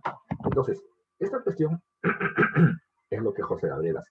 Y una vez que tiene bien prendida la población, porque acaban de ver muerto el corregidor y él dice que termina haciendo el Incarri, que José Gabriel les dice, yo tengo un documento acá emitido por el rey de España, ¿ya? Emitido por el rey de España, pues aguanta. Tupac Amaru tenía un documento emitido por el rey de España, falso, era un documento falso, pero él decía que era verdadero, ¿ya? Y en este documento decía de que el rey estaba enterado de todo el mal sistema de gobierno que terminaba existiendo y que por lo tanto le daba a Tupac Amaru la misión de poder resolver este mal sistema de gobierno existente. Así que José Gabriel va a terminar lanzando una frase muy común: viva el rey y muere el mal gobierno. El problema no era el rey, el problema eran los malos funcionarios, como este corregidor que acabamos de matar, que no están haciendo cumplir la bondad del rey y las decisiones que él termina deseando se toman. Entonces, él no se iba contra la figura del rey, sino contra el gobierno, contra la administración. Y supuestamente a él habían dado la tarea de reformar ese gobierno. Bueno, José Gabriel plantea dentro de esas medidas para reformar el gobierno la eliminación, como le estoy poniendo por acá en la segunda línea, él plantea la eliminación de todo aquello que afecta a los indígenas. Recuerden que él estaba mandando el discurso hacia la población indígena, ¿ya? ¿Qué cosa va a plantear? La eliminación del tributo indígena, la eliminación de la mica, la eliminación del reparto, la eliminación de los corregimientos, de todo aquello que genera abuso. Y la gente decía, sigue, te toca Mario, sigue, papi, todo lo que te dicen está bonito, ¿ya? Pero además de todo eso, José Gabriel termina planteando eliminación de la esclavitud. Pero aguanta, el indio era esclavo, ya te he dicho varias veces que no. La condición de esclavitud es solamente para la población africana o afrodescendiente, pero no para el indígena. Entonces, ¿para qué lo hizo? Es que viene un segundo punto. Esta rebelión, por esa propuesta de Tupac Amaru, se plantea que termina siendo una rebelión multiétnica. Es decir, buscaba juntar indios, negros, mestizos, multiclasista, porque era entre personas libres y esclavos. La idea era sumar gente para que esta rebelión termine teniendo una mayor posibilidad de éxito. ¿Ya? No te olvides tú, ¿ya? Claro, para que se unan a la causa. Ese era el plan. Ampliar la convocatoria para terminar teniendo una mayor cantidad de seguidores. Pero los tuvo no tanto, ¿ya? No tanto. Es más, la rebelión de Tupac Amaru fue numéricamente pequeña, ¿ya? Tiene esos cacicazos que te he mostrado. El cacicazo de Acos, lo de José Gabriel Condorcanqui, el de Pisa con Tambo Waxo, pero es una rebelión reducida, ¿ya? Reducida. Pero, si bien es reducida, es muy numerosa en comparación a otras. Ya no es un pueblito contra el corregidor, son varios pueblos que se van a terminar uniendo por algunas medidas en particular. ¿Qué sucedió? Una vez que José Gabriel planteó todo esto, logró ganarse una gran aprobación. La gente estaba extasiada con lo que decía José Gabriel. Y José Gabriel siguió movilizando más a la gente.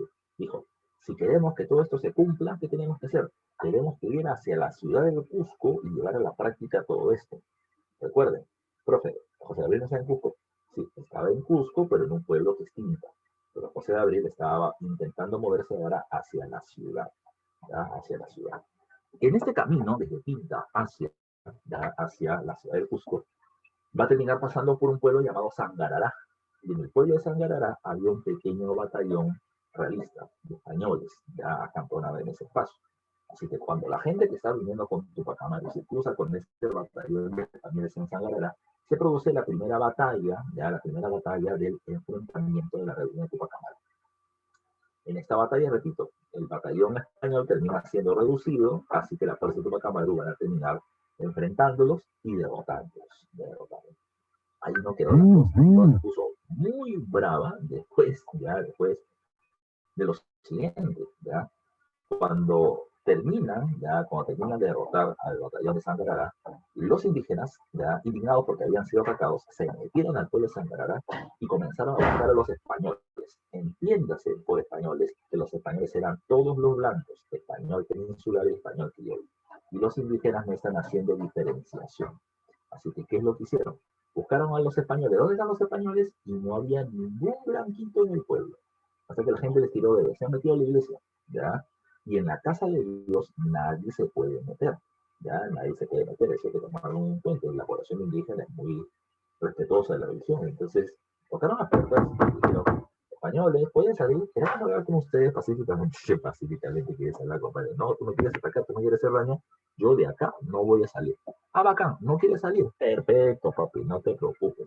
No vas a salir. Los indígenas le quemaron la iglesia con todos los españoles adentro. Y los que no terminaron muriendo adentro calcinados los mataron afuera. Es ahí donde Tupac Amaru se da cuenta de algo. Tupac Amaru inició una ola rebelde. ¿Ya? Entiende bien lo que te voy a decir. Él inició una ola rebelde. Y lo que estamos viendo ahora termina siendo un tsunami, ya que él ya no podía controlar.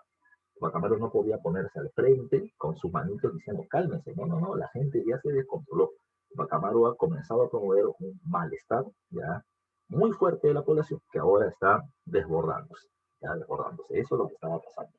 Entonces, es ahí donde Tupac Amaru entra precisamente en consideración o en idea de lo que está sucediendo realmente.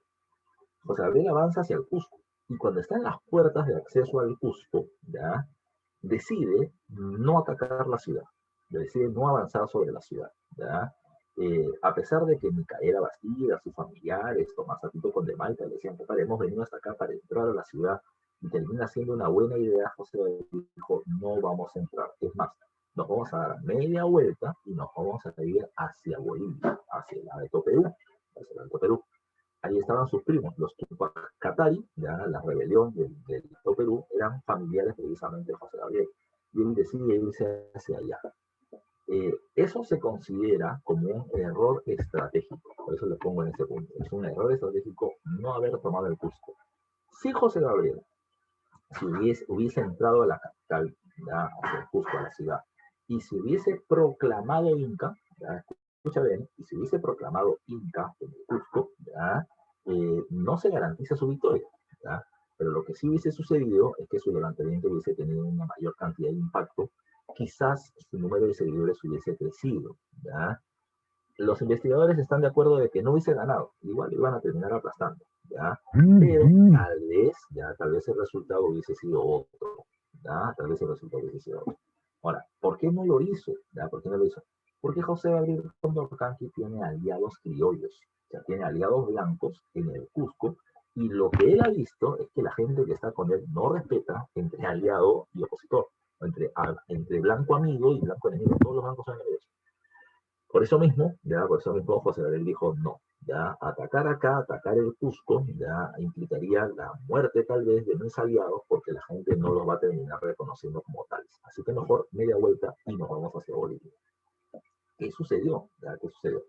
Mientras que José Gabriel se iba hacia Bolivia, en Lima la cosa fue variando. ¿Por qué en Lima la cosa fue variando? Porque es ahí donde aparece esta figura de las tropas realistas que hace un rato de Himalaya. ¿Quién era el virrey del Perú? Ya, justo el virrey del Perú recientemente reconocido fue el virrey Agustín de Jáuregui, el virrey Jáuregui. Pero quien realmente tenía el poder era el visitador Antonio de Areche, aunque había terminado sacando del camino al virrey anterior, que era el virrey Guillot. Entonces, cuando se enteraron de todo esto, el sacerdote, no me acuerdo ahorita el nombre, creo que es Diego de Landa, no recuerdo muy bien. El sacerdote del Cusco informó y en Lima se terminó dando la siguiente propuesta por parte del virrey y por parte de Areche, que lo que acaba de iniciarse en Cusco es una guerra de razas, así lo van a poner, ¿eh? Una guerra de razas. Eso, ¿y qué debo entender por una guerra de razas? Se debe entender de que todos los indios del Cusco son enemigos, todos. Esta es una guerra entre indios que me están atacando y los blancos que ahora salen a defender. Esa terminaba siendo la propuesta. Ya esa terminaba siendo la propuesta. Ahora, ¿por qué es así de importante? ¿Ya? ¿Por qué es así de importante? Porque a partir de este hecho, es que reaccionan los nobles indígenas de la alta nobleza cusqueña, que van a terminar saliendo a dar su voz de protesta, porque ellos también estaban siendo puestos en el saco de traidores. Ellos van a decir, no, aguanta. Ellos van a decir, no. Nosotros somos caciques. José Gabriel también, pero José Gabriel es un cacique de normalidad, ¿ya? Que él se está revelando con otros caciques de menor poder. Nosotros siempre hemos sido leales a la corona española y lo hemos demostrado múltiples veces. Y ahora nos quieren terminar tratando como traidores. Para que vean que no es así, para mostrar nuestra lealtad, vamos a terminar moviendo nuestra gente como tropas en favor del gobierno colonial para derrotar a Tupac Amaru II.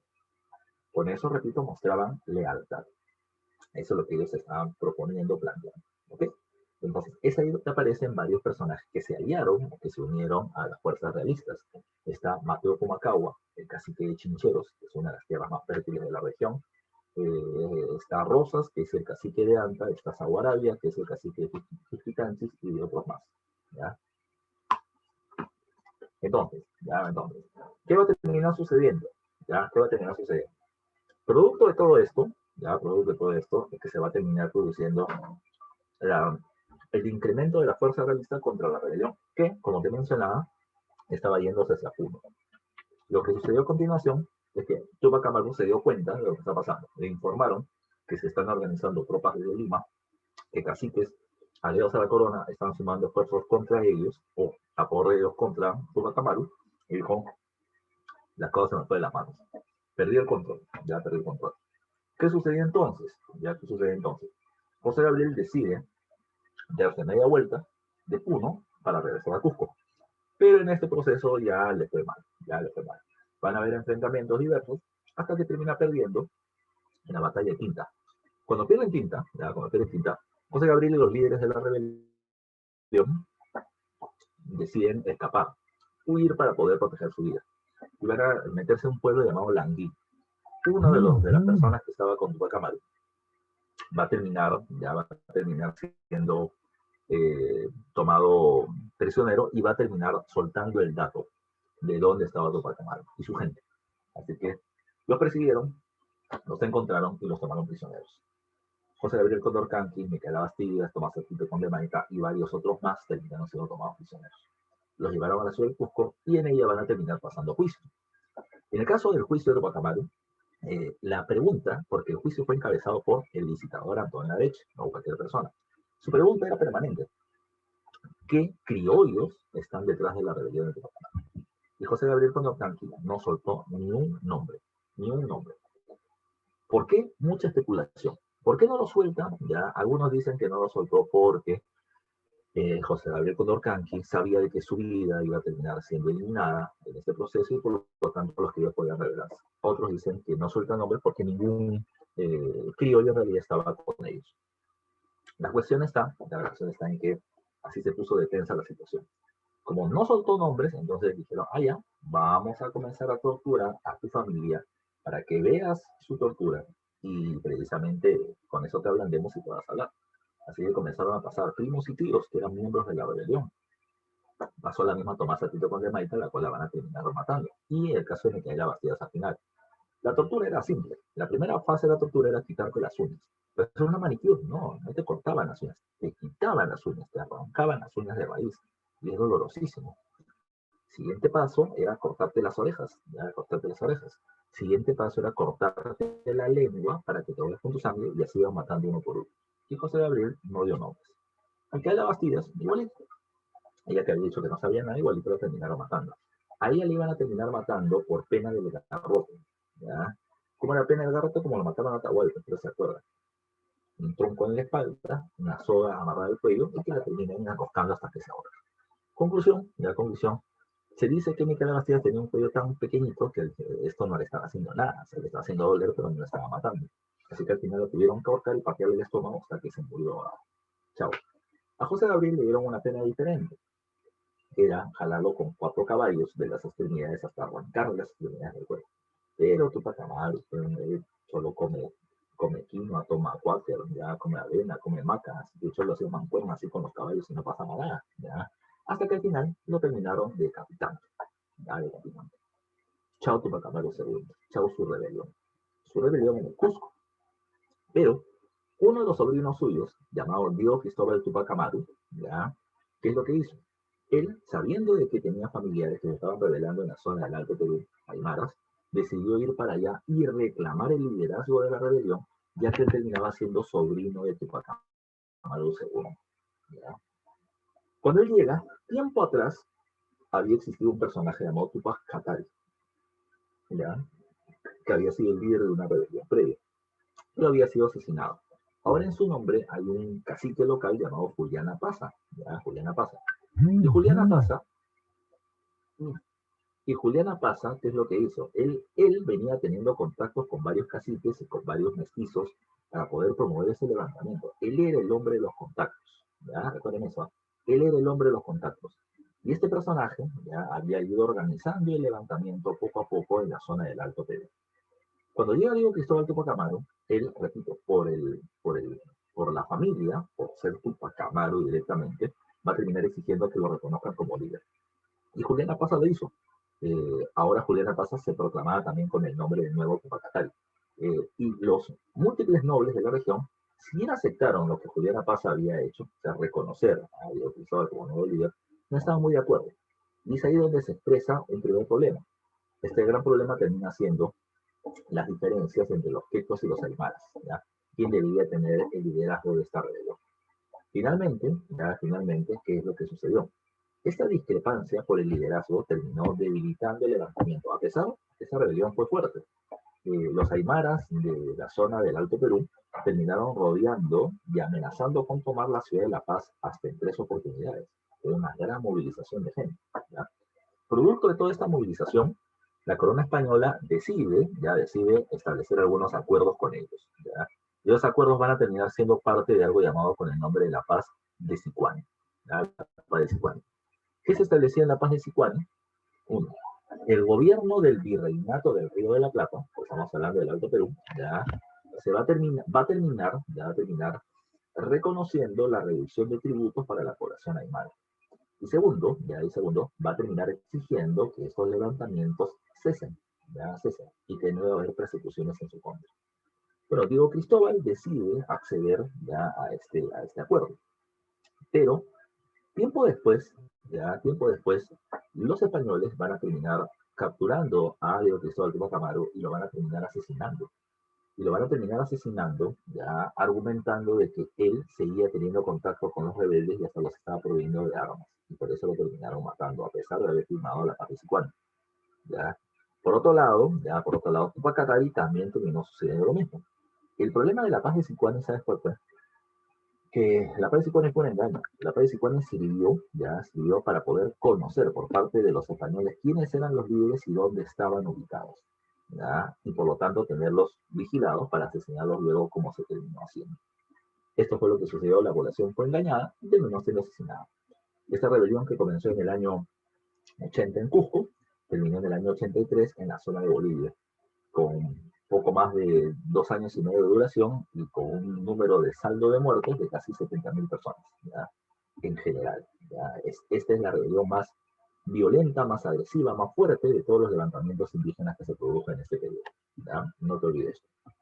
¿Qué más hay que tomar en cuenta? ¿Ya? Profe, una pregunta. ¿Todos los familiares de Tupac Amaru terminaron siendo asesinados? Y la verdad es que murieron todos, menos uno. Había un niño Ya, no me acuerdo ahorita el nombre, nada más. Pero había un niño, hijo de Tupac Amaru, que para evitar de que termine siendo proclamado como líder, reencarnación de su padre, heredero de la rebelión y todo lo demás, se lo llevaron a España y lo tuvieron en un convento. No me acuerdo si hasta los 15 o 18 años de edad. Cuando estuvo allá, él terminó reclamando. O sea, a ver, la rebelión de mi padre ha sido hace mucho tiempo atrás. Yo no tengo nada que ver con esa rebelión, además. Esa rebelión me hizo feliz por la muerte de todos mis familiares y yo estoy acá encarcelado. Yo quiero que me liberen y quiero hacer mi vida normal. Al final se le terminó dando una opción. Al final se le terminó dando una opción. ¿Sabe cuál fue la opción? Ya. Te liberamos. Ya, te liberamos de tu aprisionamiento. Pero, castración. Ya, castración. ¿Para qué? Para que no haya precisamente alguien que termine o para que tú en el futuro no puedas reclamar ya la rebelión ni terminar teniendo hijos que la puedan reclamar. ¿Ya? Así que eso terminó siendo una de las acciones finales de este levantamiento. Ahora, bien, para ir terminando. La rebelión de Tupac Amaru II, hay que tomar en cuenta que fue muy violenta, muy numerosa, con una gran expansión, ya, y terminó siendo, insisto, de todos los levantamientos que se fueron produciendo, fue el último y más agresivo de todos. ¿Ya? No te olvides. O sea, no es que Tupac Amaru es el primer rebelde. Hay muchos que se han ido rebelando antes de él hasta que llega a esta etapa de gran violencia con Tupac Amaru II en la zona del Cusco. Entonces, la corona española evalúa lo que está sucediendo y se da cuenta ya que si sigue tomando medidas muy opresoras contra la población, es probable que aparezca una rebelión igual de violenta o más violenta que la de Tupac. Entonces, ¿qué hay que hacer? Hay que establecer algunas medidas para calmar la situación. De esta forma, la corona española tomó algunas medidas para intentar, repito, frenar nuevas rebeliones a futuro muy violentas. ¿Qué es lo que va a terminar pasando entonces? Uno, como los corregidores eran los abusivos y la gente los odiaba, entonces la corona española decidió eliminar el reparto de mercancías. Ya no te olvides tú, ya eliminar el reparto de mercancías. No solamente elimina los repartos, sino que también elimina los corregimientos y en su lugar establece las intendencias. ¿Ya? Así que esto en particular fue uno de los grandes cambios. Pregunta de examen de admisión en San Marcos. Producto del Armamento Tupac Amaru, ya se van a terminar generando como consecuencia, y la respuesta termina siendo la creación de nuevas instituciones. ¿Ya? Profesor, ¿de qué instituciones estamos hablando? Uno, nace la intendencia, y dos, nace también ya la audiencia del Cusco, un centro judicial ya para que la gente pueda reclamar legalmente por los abusos que había en su contra. Lo que Tupac Amaru había exigido cuando estaba acá en Lima. Siguiente. Además de eliminar el reparto y el corregimiento, ya, y a los corregidores, por lo tanto, recuerden que también se va a terminar suspendiendo la mitad. Se va a terminar suspendiendo la mitad. Eso, la mitad y el tributo indígena. Cuando digo suspender, es porque no se elimina. Se suspende por un tiempo y solo en la ciudad del Cusco, ¿ya? Y solo en la ciudad del Cusco, ¿ya? Y se suspende en la región del Cusco la mitad del tributo indígena ante las presiones o las tensiones sociales tan grandes. La idea era calmar sobre todo el Cusco, que estaba muy tenso. Finalmente hay otro punto más, ¿ya? Un punto cultural. Recuerden que los comentarios reales de los incas había sido uno de los motivadores de estas rebeliones, así que los comentarios reales fueron llevados al índex, ¿ya? Fueron llevados a los libros prohibidos para los católicos para poder evitar de que estos promuevan nuevos levantamientos. Y además se va a terminar eliminando los títulos de nobleza y el uso de los atuendos ligados precisamente al Tahuantinsuyo para evitar de que alguien más quiera terminar proclamándose como líder de una rebelión. Esto es lo que sucede con ellos. Profe, una pregunta. ¿Van a haber nuevas rebeliones indígenas? No. ¿Ya? No.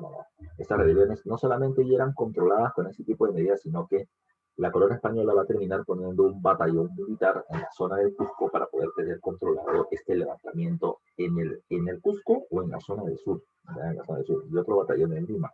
De esa manera se intentaba controlar la situación. Apenas apareció el levantamiento, ¡pah! ¿Ya? Acciones violentas. De manera que la corona española aseguraba con eso el control de ese territorio. Y esto es lo que teníamos que ver por hoy. Lo que en paralelo viene sucediendo, no se olviden ustedes, son las rebeliones de los criollos que van a darle paso al proceso de emancipación e independencia lo que es parte de nuestra próxima clase, ¿ya? Lo que ahora vamos a ver, ya, lo que ahora vamos a ver es el otro punto, ya, el otro punto que termina siendo las dirigidas, ya, de la clase de hoy, muchachos. A ver, vamos a ver, aquí está. Confirmen que pueden ver la separata donde están las reuniones indígenas y la teoría que ustedes ya la deben tener a su disposición. ¿Ya? Confirmen que están viendo lo que estoy compartiendo ahorita en pantalla. Ya, sí, bacán. Entonces vamos a las preguntas dirigidas. Ya, a ver.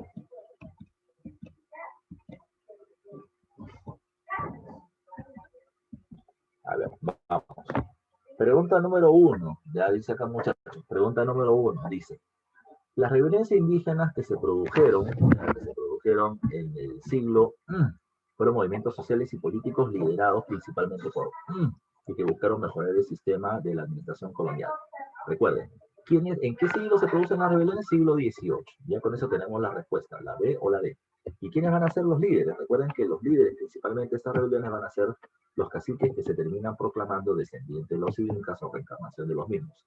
Entonces la clave termina siendo la B de besito. Muy bien, muchachos. Vamos a la pregunta número 2. Dice, cuando decimos que las rebeliones indígenas fueron antifiscales, señalamos principalmente que, recuerden, antifiscal implicaba de que las rebeliones eran contra los impuestos que se debían cobrar. ¿Verdad? O sea, estuvieron en contra del Estado colonial y los corregidores. No estaban en contra del Estado, estaban en contra del tributo de manera específica. Y se buscaron erradicar el llanaconaje, rechazaron los fuertes incrementos de los tributos coloniales y cuestionaron la labor de los jueces. La clave mejor es la C de casa, ¿ya? Y se rechazaron los fuertes incrementos de los tributos coloniales. Pero ¿cuáles incrementos? La alcabala, por ejemplo, los estancos, por ejemplo, o la venta de mayor cantidad de productos por el reparto o el no poder evadir el tributo indígena. Ahí estaba precisamente su objeción. Entonces, en la 2 la clave es la C.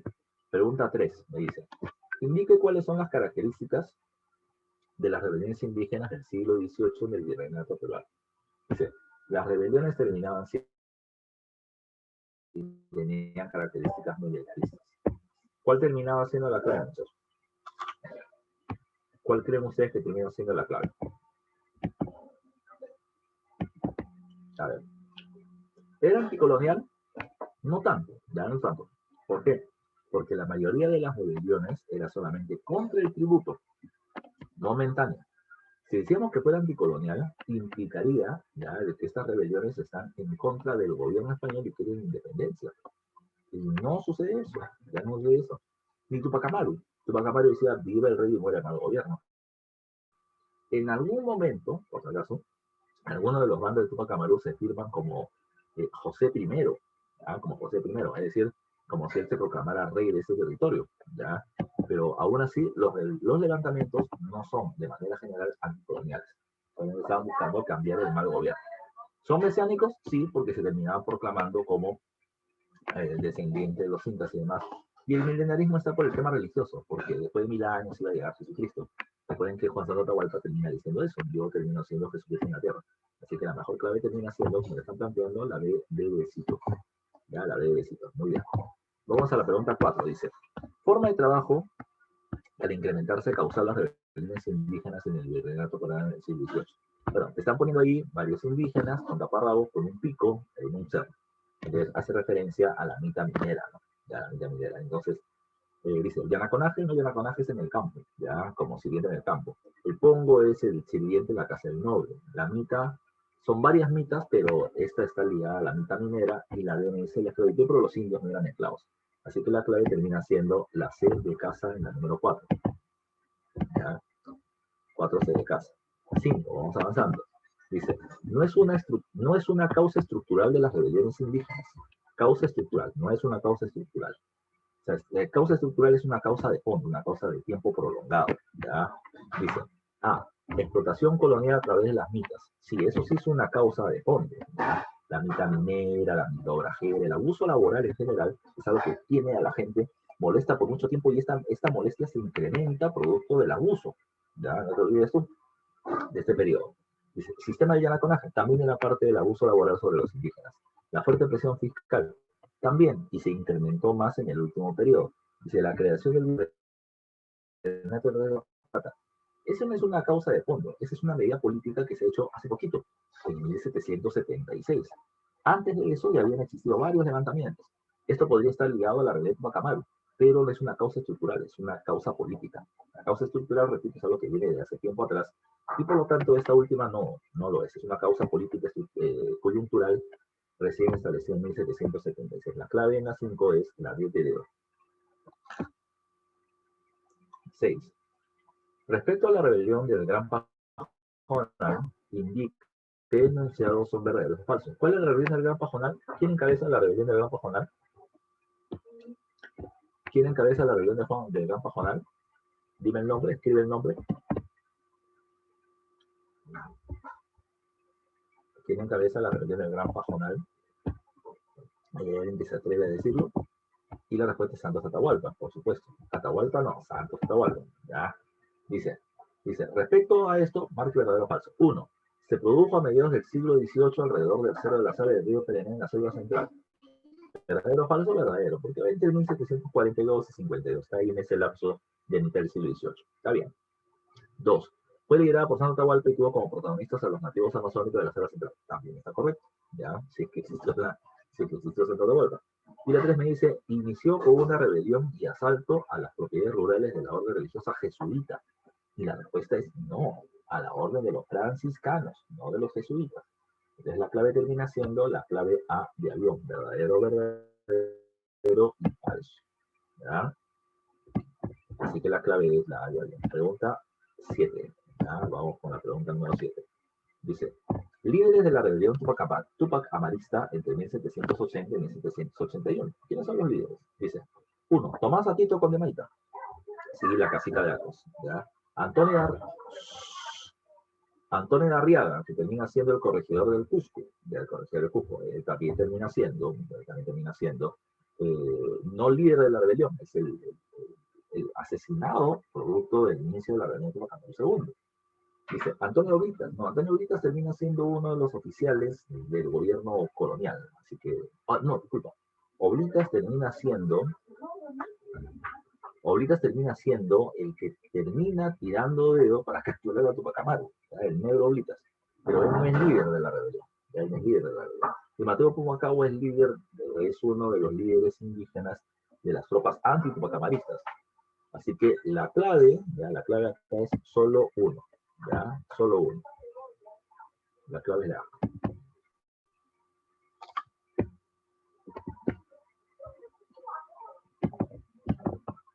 8. Dice, ordena cronológicamente la secuencia de hechos de la rebelión tupacamarista de 1780 a 1781. ¿Ya? Ordena cronológicamente. Dice, victoria en la batalla de Sangarará. Bueno, la victoria en Sangarará es tras la muerte del corregidor Arriaga. Dice, publicación del bando de abolir la esclavitud. Bueno, eso ya se había hecho. Ya recuerden que Tupac Amaru primero mata al corregidor, habla precisamente de la eliminación del tributo indígena, de la eliminación de la esclavitud, y luego mueve a su gente. Entonces, primero la 2 y luego la 1. Se captura el corregidor Arriaga, captura y asesinato. Eso se produce antes todavía. Entonces, 3, 2 y 1. Y la clave termina siendo, por lo tanto, la A de avión. Ya, la de avión. Ya, eso es en la 8. Vamos terminando, nos faltan la 9 y la 10. Pregunta 9. Dice, ¿ya?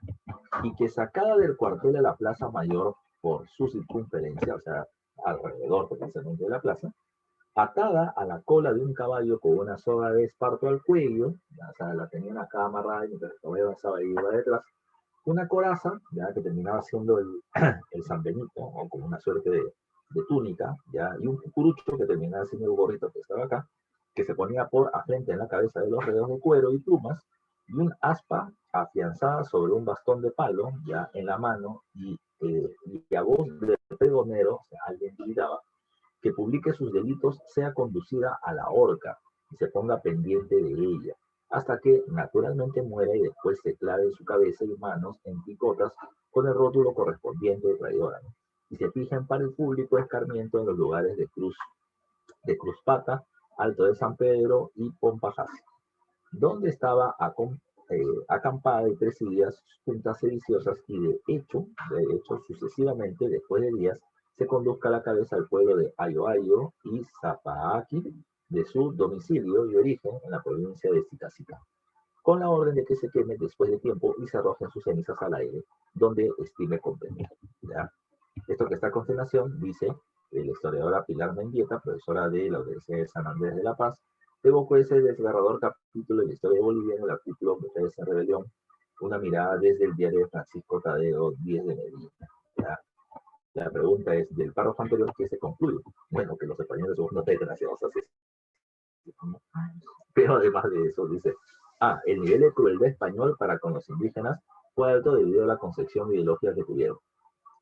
No es tanto por la concepción ideológica.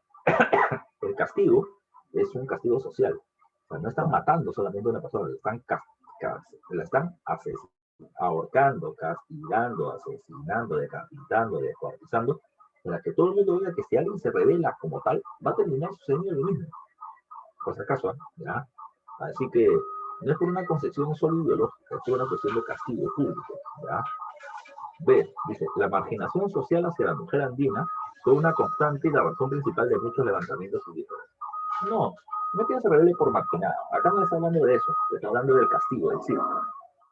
Y la A es una mejor clave, aunque creo que podría ser mejor. C, la mujer andina asumió un rol protagonista respecto a los problemas sociales que sufrían los indígenas. Bueno, supongo que es por eso que la van a terminar matando a quien se está mencionando. Y me dice, la región altiplánica fue la más convulsionada socialmente a fines del reinado. De estas cuatro, la mejor clave termina siendo la A. La A. Y vuelvo a repetir por qué, porque están describiendo en todo ese texto la crueldad de cómo va a terminar siendo castigada una persona. La mejor clave en esta es la A. Repito, más que por una concepción ideológica, es por una cuestión de defensa del sistema. ¿Ya? Y por eso el castigo puro que se hace. ¿Ya? Pero la más cercana es la A. Vamos, otra. A Bartolina Sisa, mujer del feroz Juliana Paza o Tupac Katari, se le condena en pena ordinaria de suplicia, y que sacada del cuartel, o sea, suplicia es castigarla con azotes hasta matar, y que sacada del cuartel a la plaza mayor por su circunferencia atada a la cola de un caballo, es lo que estamos hablando hace un rato, ¿no? Ya, pero acá la pregunta es otra, ¿ya? Dice, el texto anterior se concluye correctamente, la represión fue un mecanismo colonial para intentar controlar el movimiento social. En este caso, ¿de quién? O sea, este levantamiento que está sucediendo acá es ¿de quién? Y la respuesta se la terminan dando en la primera línea. La mujer que es asesinada es la mujer de Juliana Pazo Tupac Katari. Tupac Katari es el líder de la rebelión en la fase aymara, ya no se olvida. Por eso es que la mejor clave termina siendo la clave de la rebelión del sur en su fase aymara. Clave DDD, ¿ya? Ya muchachos, esto es lo que teníamos que ver el día de hoy. Tienen ahí 10 preguntas domiciliarias. Espero que las estén resolviendo y están sus claves para que puedan cotejar ya la comprensión del caso de la clase de hoy. Así que muchachos, hasta este momento la clase que hemos tenido, la siguiente semana tenemos que hablar de los levantamientos criollos, del movimiento de la sociedad amante del país, del mercurio peruano, de la invasión francesa a España, de las Cortes de Cádiz, de la Constitución de Cádiz, de los levantamientos en Tacna, en Huánuco, en Cusco y demás, durante este proceso. Así que, de poder, vengan repasando, por favor, para poder avanzar con respecto a ese tema. ¿Ok?